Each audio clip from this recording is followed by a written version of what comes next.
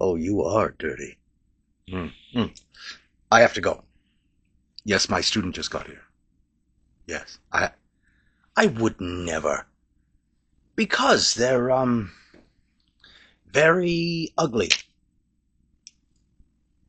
Yeah, monstrous. Yes, it's almost. I'm teaching them magic, and they're going to go out in the world looking like that.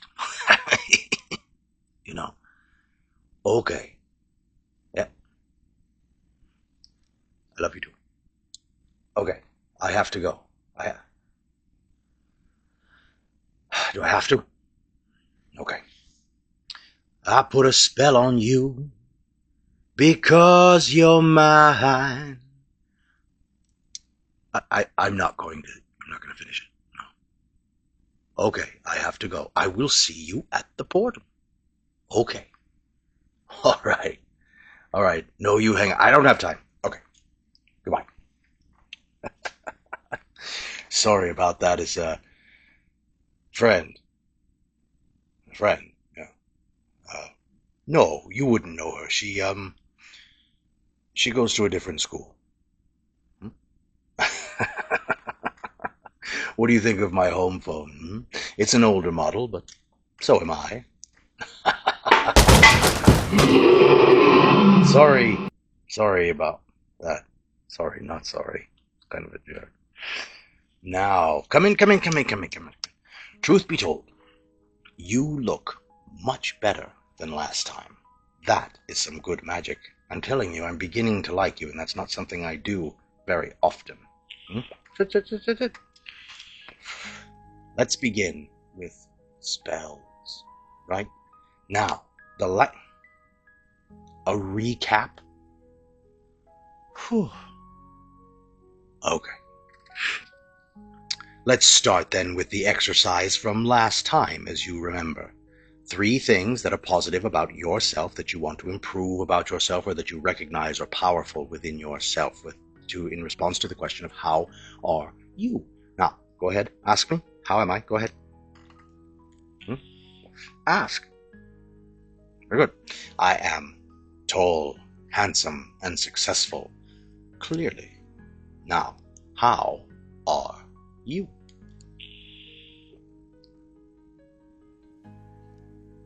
Say, that's very good. That's very good. You can be taught. I like that. Good enough? No. No? All right. Um, we use positives. We start our spells with positives. You've been casting spells on yourself your entire life and those around you. Remember, is it coming back to you now? Very good. And I'll give you an example.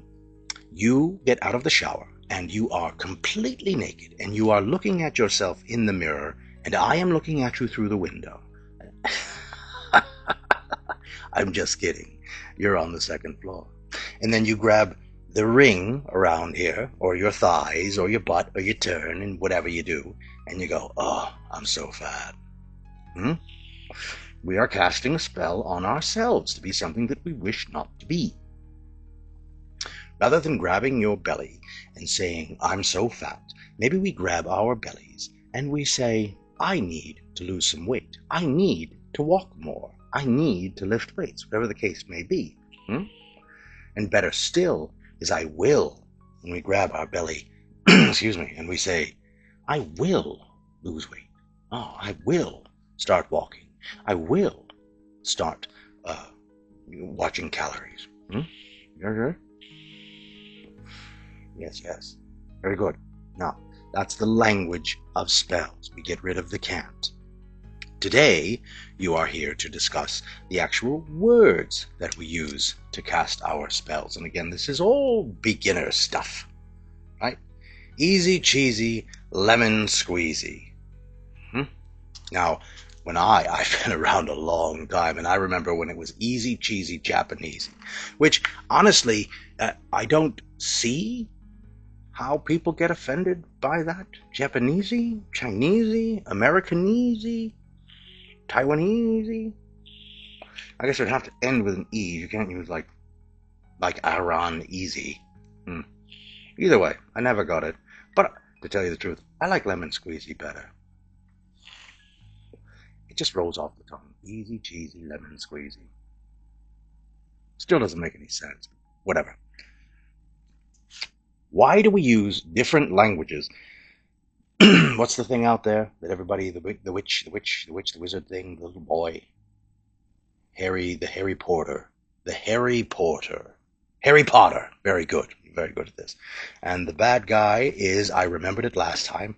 It was Moly Face, Moly Wart, Voldemort. Very good. And how he goes, or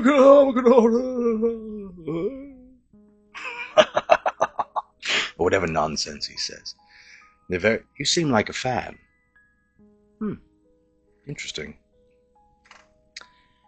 Why are there different words used? Now, clearly, while it has a very loose basis in the reality of magic, Harry Potter is nonsense for the sake of our purposes. You can sit and enjoy it and have a good time with it, but it is not magic. Real magic, right? We are going to talk about the different words that we use. I choose to use Old Norse and sometimes Latin, and I choose that because I am old and because I am Norse. It's not more complicated than that. I connect with it.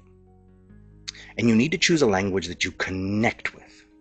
If you are not proud of your heritage, if you are not fond of your heritage, then choose something that you would be fond of or that you're interested in.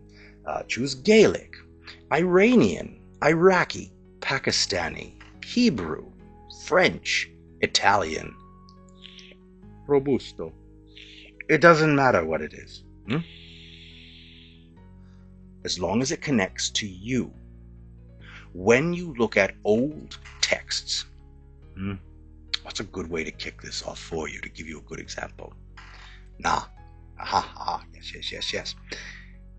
Even if you are not a church-going person, you are familiar with the idea of in nomine Padre, et Filii, et Spiritus Sancto. What does that mean? Yes, exactly. The Father, the Son, and the Holy Spirit, right? Why is it spoken that way? In nomine Padre, et Filii, et Spiritus Sancto. Because it is different, even though it is the same words. When you hear in the name of the Father, the Son, and the Holy Ghost, you might attach that to a childhood experience that was not so pleasant. You might attach it to your uncle who used to end grace like that, but he was a total douche canoe. You might attach that to your aunt who was a holy roller, and if you drank Kool-Aid in the house, you were going to hell, or whatever, right? But when you hear in nomine Padre, et Filii, et Spiritus Sancto, there's something holy about it, and something, as we've learned, holy means separate. The only thing that you see, aside from maybe a few exorcist films, the only thing that you see in your mind is a man or woman in a robe who has spent their entire lives serving the church and the community around them and trying to increase the kingdom of Christ as best they know how and they are capable of. You see a holy person, and I will just go on a small tirade here. The overwhelming majority of priests are doing their damnedest to make the world a better place for themselves and for people around them. There are deep, horrible, tragic things that have happened. But let us not pretend that Father John on the corner, who serves at the food pantry and who's out there sweeping the sidewalks on a Sunday afternoon and helping couples to work through the pains of young marriages and counseling people who have lost babies or who have lost a son or are dealing with some tragedy in their life. Let us not pretend that he is evil because he has a collar on. I'm willing to bet that he's done a hell of a lot more for the world than you have. Let's be mindful of that when we speak of priests at Trygerstein. Okay? Okay. Very good.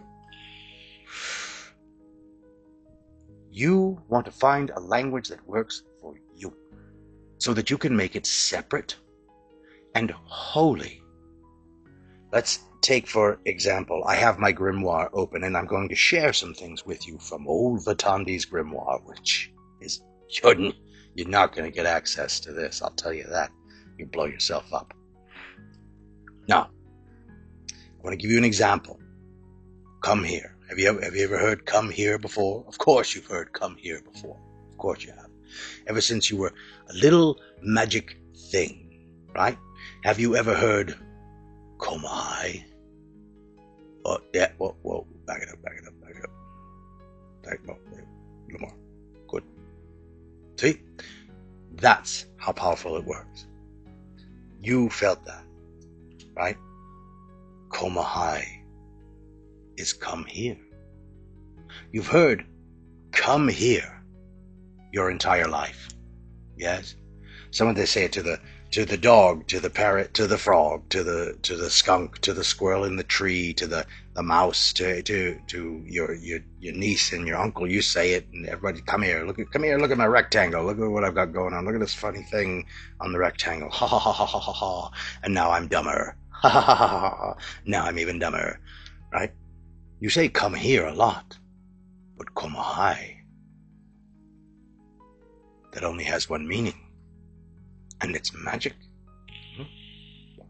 I was talking to a beautiful witch about this, actually.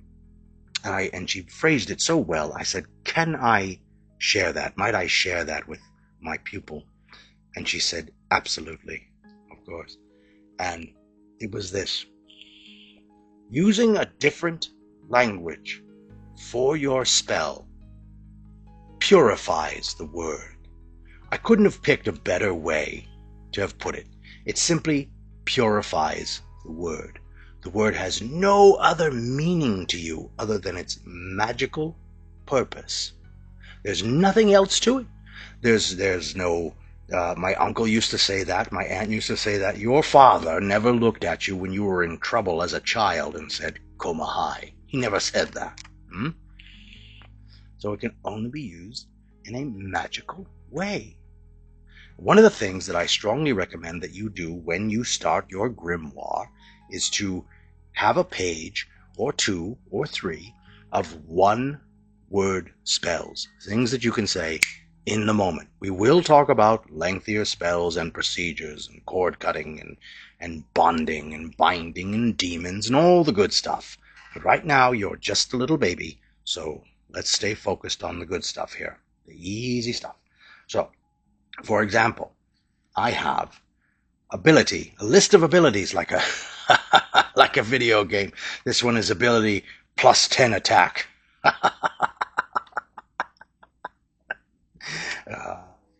This one is ability courage, frami. Ability knowledge, gunusta. Ability strength, migan. Ability, skill, dugar.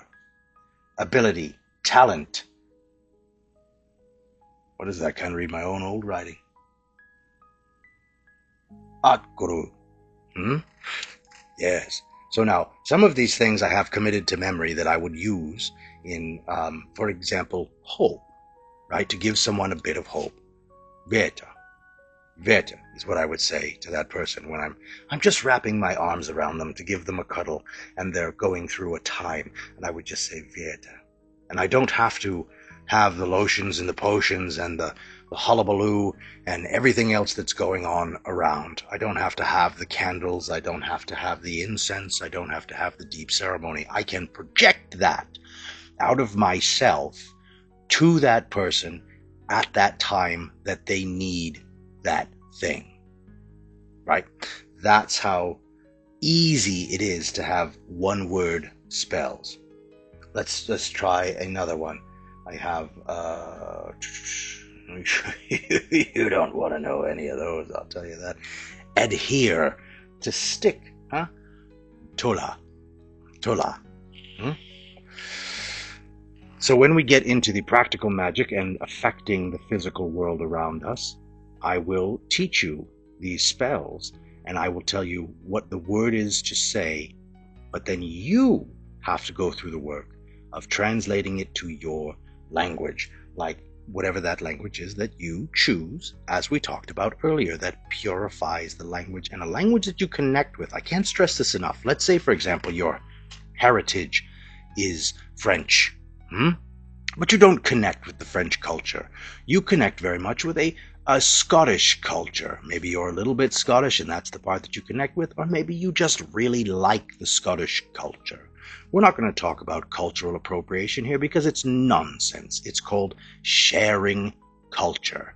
And if you connect with something in the Scottish world and you decide that maybe Gaelic is the language for you, or it's easy on the tongue, or pleasant to your ears, then look it up in Gaelic. So, for example, to adhere and to stick, I will tell you mine, which will be tola, but you have to find that word in the language that suits you, that you connect with, and then that will be your word, and you will write that in your grimoire. Right? So the essence of spells, so far as we can understand it, is to speak positively and stay away from the dark stuff. Yes? You're not a match for it, you're not ready for it, and you'll blow your fucking arm off. You understand? There are karmatic repercussions to the damage that you try to inflict on other people for your self-gain, right? Whether it's vengeance or whatever your thing may be. So get yourself a language, start exploring that, and you're going to find some key words. I recommend to find peace, I recommend to find love, and I recommend to find strength in the language that you choose to start with. And you can use these spells on yourself. For example, I might be in a bind or in a situation or have something coming up or some meeting or some engagement or something going on at a portal, and I might say, you caught that, didn't you? I might have something going on, and I might say, fra me, to cast a spell of courage on myself. Remember that these things come out of you, but they come back into you. You can use spells on yourself. And that's an important thing to do. And I strongly recommend that you start with that. When you start these one-word spells, connect them to yourself. Use yourself as the guinea pig. What's the worst that happens? It doesn't work. But you didn't have it to begin with, right? Rather than go around telling other people you're some kind of magician, pull a rabbit out of your ass. Well, it's a hat. That's what it is. It's a hat. Pull a rabbit out of the hat. So find yourself a language, and then find yourself some key words that you think and feel that you need in your life. Start with 3, then go to 6, then go to 9, and keep that grimoire filling up with one-word spells. And then I'm not sure what we'll talk about next time. I wanted to talk more about spells with you, but I don't know. I have a hot date at a portal, and I'm not sure how long I'm going to be out of commission after. You know what I'm talking about. But that is all for this lesson. Thank you for stopping by Tragerstein. And do me a favor. There's a spell that you do have access to right now. On your way out, would you mind just casting the like and subscribe spell? It would be much appreciated. Thank you, loved one. Until we see each other again, think with your mind, work with your body, feel with your soul. Run along.